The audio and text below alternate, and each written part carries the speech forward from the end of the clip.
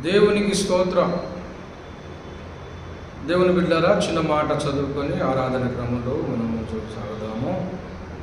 రోమా పత్రిక 12వ అధ్యాయము 1వ వచనం చదువుతున్నాను, దయచేసి ఆలకించండి.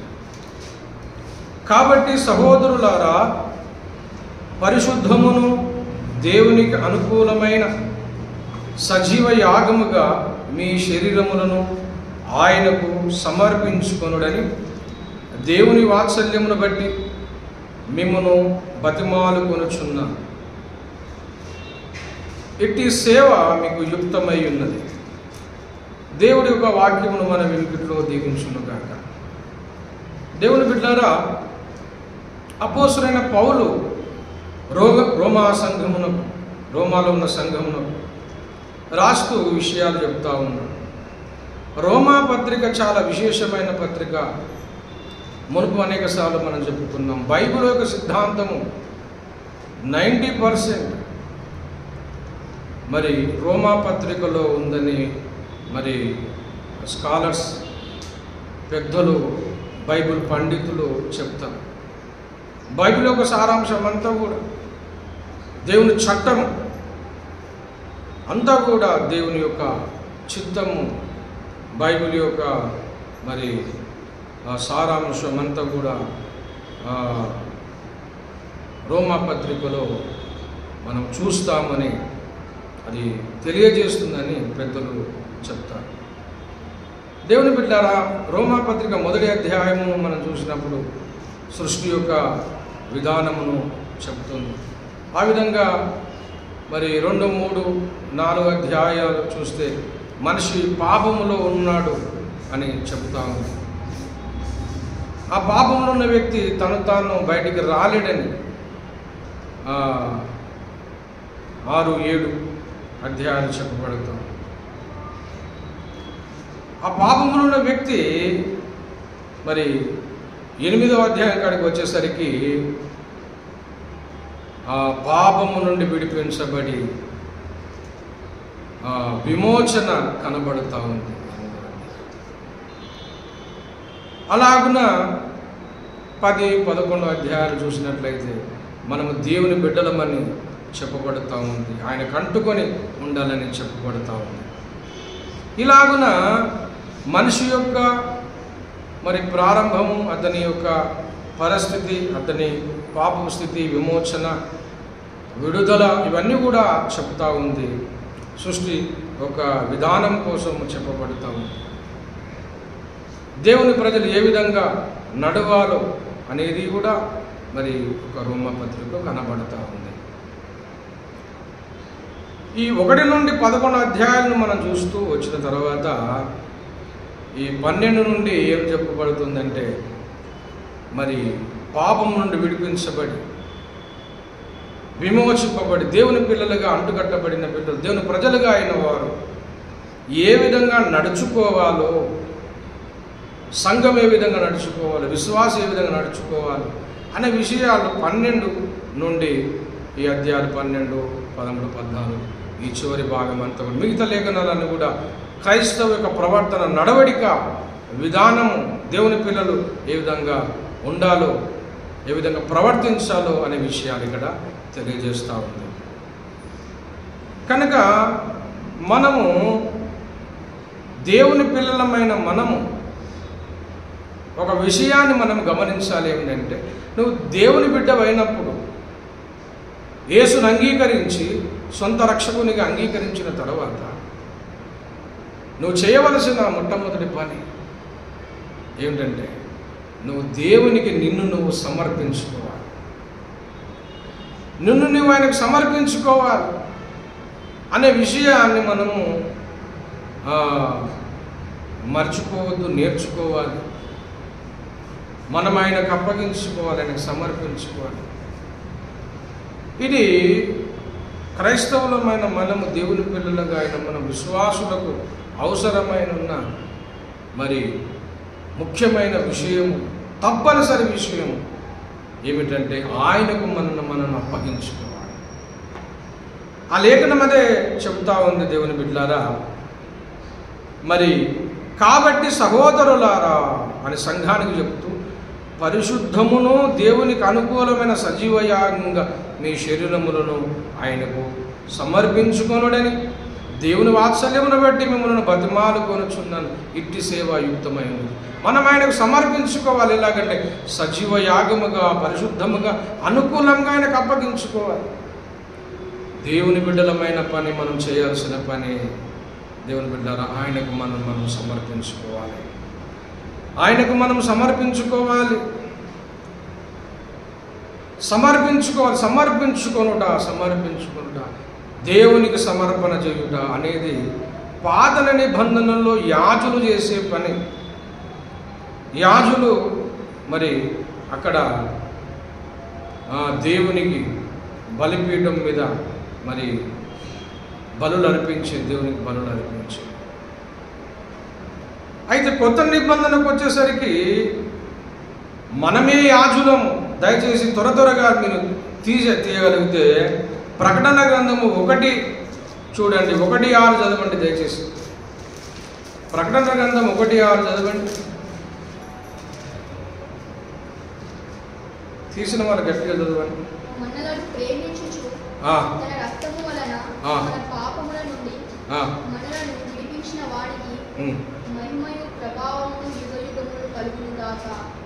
ఏమంటున్నాడు? మనలను ప్రేమించుచు తన రక్తం వలన మనను పాపముల నుండి మనలను విడిపించిన వానికి అంటున్నాడు. దేవుని బిడ్డలారా, ఫుట్ నోట్లో ఏముంది? కింద 4లో చూడండి, ఎవరైనా చెప్పండి.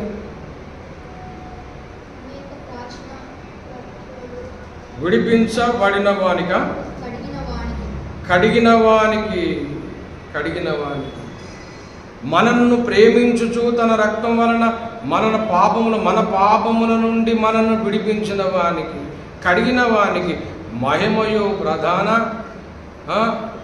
ప్రభావమును యుగయుగములు కలుగునుగాక. ఆయన మనను తన తండ్రియకు దేవునికి ఒక రాజముగాను యాజకులుగాను యాజకులుగా చేసి. మనం యాజకులం. నూతన నిబంధనలో దేవుడు మనల్ని యాజకులుగా చేశాడు. ఆయనకు రాజముగాను యాజకులుగా చేశాడు దేవుని. మొదటి పేతురుకు రాసిన పత్రిక 2:5 చూడండి. త్వరగా చూడండి. మొదటి పేతురుకు రాసిన పత్రిక 2:5లో ఏముంది?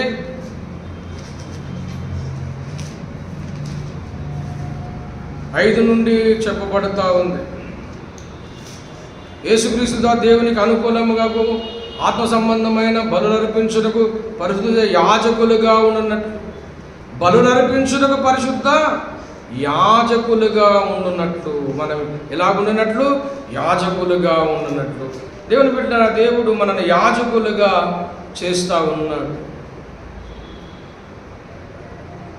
యాజకులుగా చేస్తూ ఉన్నాడు. మనను ఆయనకు సమర్పించుకొనుడి అని చెప్తా ఉన్నాడు. మనం యాజకులం, ఆయనకు సమర్పించుకోవాలి. దయచేసి రోమాపత్రిక 6:3లో ఏముంది చూడండి. 6:13లో ఏముంది చూడండి. 6:13. ఇప్పుడు యాజులము ఒక విషయాన్ని గమనించాలి. మనం యాజులం అన్నాడు. పాత నిబంధనలో యాజకులు ఉన్నారు, వాళ్ళు బలులు అర్పించేవారు. ఇప్పుడు మనమే యాజకులము. నూతన నిబంధనలు యాజకులము మనమే. మరి అర్పించవలసింది బలులు కాదు, మనమే మన సజీవ యాగంగా మనం దేవునికి సమర్పించుకోవాలి. యాజకులము మనమే. సమర్పణ ఏమిటాయి అంటే బలులు కాదు, జంతు బలి కాదు. మన శరీరమే మనమే సజీవ యాగముగా ఆయనకు సమర్పించుకోవాలని చెప్తా ఉన్నాడు. రోమాపత్రిక 6:13లో ఏముందమ్మా? చదవండి. మరియు మీ అవయములను దుర్నీతి సాధకములుగా పాపమునకు అప్పగించకుడి. అయితే మృతుల నుండి సజీవులనుకొని మిమ్మును మీరే దేవునికి అప్పగించుకొనుడి. మీ అవయమును నీతి సాధకములుగా దేవునికి అప్పగించుడి. ఇప్పుడు మనం ఏం చేయాలంటే మన అవయములు అమ్మా, మన కనులు, మన చేతులు, మన అవయములు అమ్మా, మనమందరం కూడా మన అవయములన్నీ కూడా దేవునికి అప్పగించుకోవాలి.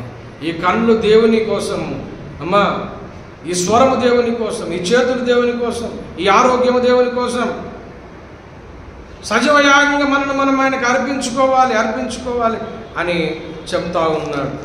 దేవుని బిడ్డలారా, ఆ విధంగా 1 కొరింథీ పత్రిక 6:13 చూడండి. 6:13 నుండి 1 కొరింథీ 6:13 నుంచి 13 నుంచి చదివా 20 వరకు అక్కడ కనబడుతూ ఉంది. 19 చూడండి. మీ దేహము దేవుని వలన మీకు అప్పగింపబడిన మీలో ఉన్న పరిశుద్ధాత్మక ఆలయం ఉన్నదని మీరు ఎరగరా? మీరు మీ సొత్తు కారు అని చెప్తా ఉన్నాడు. దేవుని బిడ్డలారా, మనము దేవుని సొత్తు.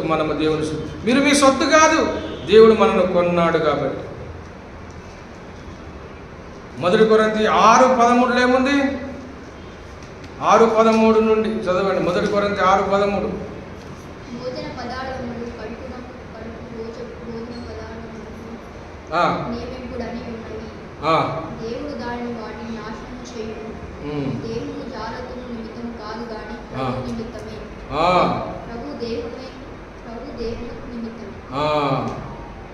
మనము దేవునికి మనం అర్పించుకోవాలి అని చెప్పబడుతూ ఉంది. దేవుని బిడ్డ, మనము దేవునికి అర్పించుకోవాలని అక్కడ చెప్పబడుతూ ఉంది. కనుక ఈ దినమున మనము దేవునికి మనము సమర్పించుకోవాలి. దేవుని బిడ్డలమైన మనమైన సమర్పించుకోవడము చాలా గొప్ప విషయము. అది దేవుని చిత్తము. దేవుని బిడ్డలారా, దేవుని చిత్తం. ఒక విషయాన్ని మీరు గమనించండి దయచేసి. దేవుడు సమర్పించుకోమని చెప్తా ఉన్నాడు. యేసు ప్రభుల వారు కూడా తను తాను సమర్పించుకున్నట్లు చూస్తూ ఉన్నాము. దయచేసి 1 కొరింథీయులకు రాసిన పత్రిక, 1 తిమోతికి రాసిన పత్రిక చూడండి. 1 తిమోతి పత్రిక 2వ అధ్యాయము 6వ వచనం. ఈయన అందరి కొరకు విమోచన క్రయధనముగా తను తానే సమర్పించుకొనెను. అమ్మా, ఈయన అందరి కొరకు విమోచన క్రయధనముగా తను తానే ఏం చేసుకున్నాడు? యేసుప్రభుల వారు సమర్పించుకున్నాడు. అందరి కొరకు యేసుప్రభుల సమర్పించుకున్నాడు. ఏమని సమర్పించుకున్నాడయ్యా? ఏమని సమర్పించుకున్నాడో తెలుసా? తన ప్రాణాన్ని బలివ్వడానికి సమర్పించుకున్నాడు. తను తానే. బలవంతం లేదు. తను తాను ఇష్టపూర్వకంగా ఆయన సర్వ మానవాళి కోసం సర్వ మానవాళి విమోచన క్రయధనము కొరకు యేసుప్రభు తను తాను అప్పగించుకున్నాడు, సమర్పించుకున్నాడు, సమర్పణ అయిపోయాడు. ఏకైక కుమారుడు, జనితైక కుమారుడు యేసుప్రభు వారు సర్వ మానవాళి కోసం సమర్పించుకున్నట్లు చూస్తూ ఉన్నాము. దేవుని బిడ్డారా, ఆ విధంగా మనం చూసినట్లయితే సమర్పించుకున్నాడు. యేసుప్రభుల వారు సమర్పించుకున్నాడు. సమర్పణ అనేది యేసుప్రభుల వారే మనకు ఒక మాదిరిగా కనపడుతూ ఉన్నాడు. యేసుప్రభుల వారు సమర్పించుకున్నాడమ్మా. యేసయ్య సమర్పించుకున్నాడు. హెబ్రీయులకు రాసిన పత్రిక 5:7 చూడండి. 5వ అధ్యాయం 7వ వచనం చదవండి ఎవరైనా.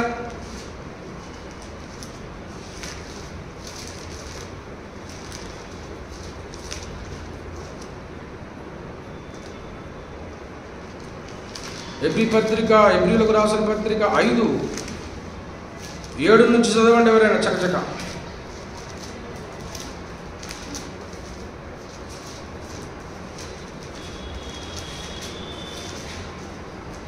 తీసిరా.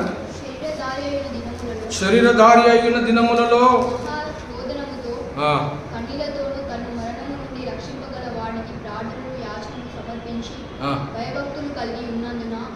ఏమని ప్రార్థనలు యాచనలు సమర్పించినందు. యేసుప్రభుల వారు ఏం సమర్పించడమ్మా? ప్రార్థన యాచనలు సమర్పించారు. దేవుని బిడ్డలారా, ప్రార్థన చేయుట సమర్పించుట.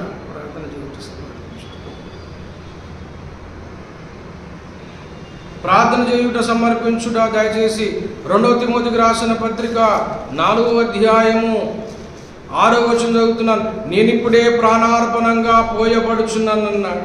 నేను వెడలిపోయి కాలం సమీపమై ఉన్నది. మంచి పోరాటం పోరాడి తిని నా పరుగు కడముట్టించి తిని విశ్వాసం కాపాడుకొనుడి, ఇక మీదట నా కొరకు నీతి కిరీటం ఉంచబడి ఉందని చెప్తా ఉన్నాడు. పౌలు భక్తుని యొక్క సాక్ష్యం ఏంటో తెలుసా? నేను ప్రాణార్పణముగా పోయబడుతున్నాను. అపోస్తలుడైన పౌలు కూడా దేవుని పరిచర్య కోసం, దేవుని కోసం తను తాను ప్రాణార్పణంగా పోయబడ్డాడు, సమర్పించుకున్నాడు పౌలు భక్తుడు. దేవుని బిడ్డారా, ప్రాణార్పణముగా పోయబడ్డాడు. ప్రాణార్పణముగా పోయబడినవాడు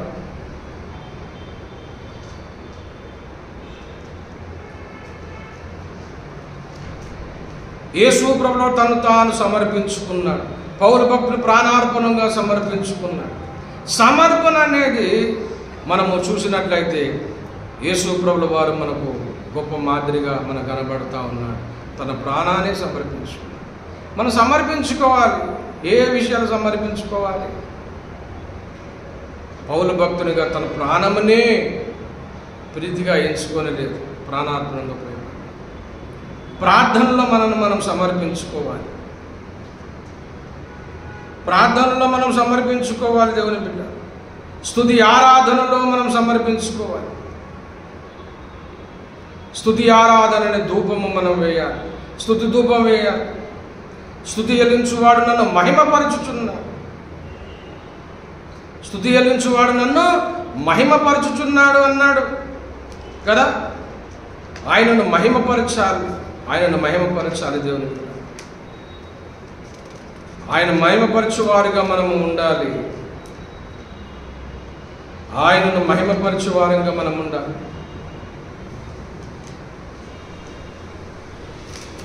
స్తుతి చెల్లించుట ఎంతో శోభస్కరమైన చెప్తా ఉన్నాడు.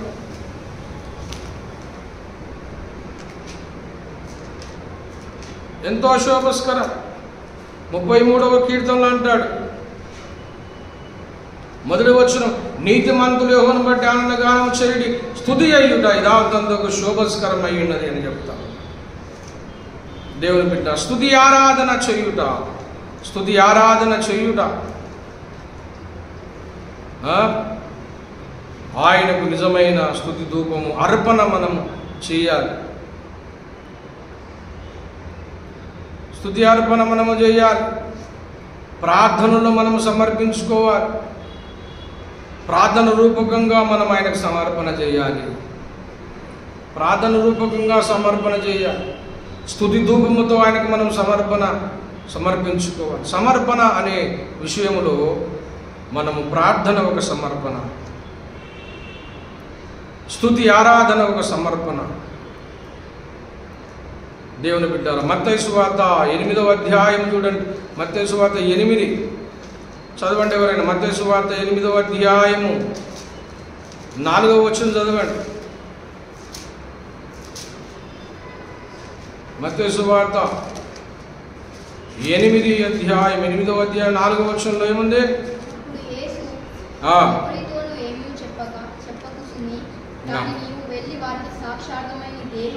నీ దేహమునకు యాజకును కనపరుచుకొని మోషే నియమించిన కానుకను సమర్పించుకోమని వానితో చెప్పాడు. మోషే నియమించిన కానుకను సమర్పించుకున్నాడు. సమర్పణ అనగా మన అవయములను, మన శరీరమును ఆయనకు సమర్పించాలి. ప్రార్థన ఆయనకు సమర్పించాలి. స్తుతి ధూపము చేత ఆయనకు సమర్పించుకోవాలి. 4వదిగా మన కానుకలు ఆయనకు సమర్పించాలి. మనం పాట పాడతాం కదా, అబ్రామును అడిగెను ప్రభువప్పుడు ఇసాకును అర్పణ ఇమ్మనెను కదా. అబ్రామును అడిగెను బలియం, ఇసాకును బలిగా ఇవ్వు. నీ బిడ్డల సేవకు ఇచ్చెదవా, నీ బిడ్డల సేవకు ఇచ్చెదవా, నీవిచ్చెదవా. సమర్పణ చేయుము ప్రభువునకు, నీ దేహము ధనము సమయమును. మన సమర్పణ ఏం చేయాలంటే నీ దేహము, సమయము, నీ ధనం, నీ దేహము, ధనము, సమయమును దేవునికి సమర్పించుకోవాలి. దేవుని బిడ్డలమైన మనము, క్రీస్తు బిడ్డలుగా అయిన మనము, దేవుని బిడ్డరా మనము ఆయన మన శరీరము సజీవ యాగంగా సమర్పించుకోవాలి. మన ప్రార్థన సమర్పించుకోవాలి, స్తుతి ఆరాధన సమర్పించుకోవాలి, మన ధనమును సమర్పించుకోవాలి, మన సమయాన్ని సమర్పించుకోవాలి. నీ ధనము, నీ సమయమును అర్పించుకోవాలి. లూకాసు సువార్త 21వ అధ్యాయంలో చెప్పబడుతున్న మాటను మనకు తెలిసిన వాక్య భాగం. కానుక పెట్టిన తమ కానుకలు వేయుచున్న ధనవంతులను ఆయన పారజూసి ఒక బీద విధవరాలు 2 కాసులు అందులో వేచుండగా చూసి, ఈ బీద విధవరాలు అందరికంటే ఎక్కువగా వేసినని మీతో నిజముగా చెప్పుచున్నారు. వారందరూ తమ కలిగిన సమృద్ధిలో నుండి కానుకలు వేసిరి కానీ ఈమె తన లేమిలో తనకు కలిగిన జీవనమంతా వేసినని వారితో చెప్పారు. ఆ బీద విధవరాలు ఏం చేసేదట? ఉన్న కొద్ది దాంట్లో చేయడం కాదు. ధనవంతులు చాలా ఉన్నాయి ధనవంతుల దగ్గర, అందులో కొద్దిగా అంత తీసేశారు.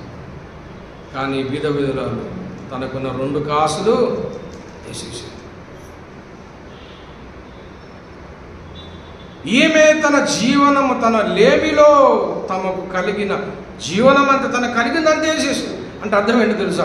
తను తాన్ని దేవునికి సమర్పించు. దేవుని బిడ్డ సమర్పణ, సమర్పణ. యేసు ప్రభువు తను తాను సమర్పించుకున్నాడు. ఈ దినమున మనం ఆయనకు సమర్పించుకోవాలి కదా.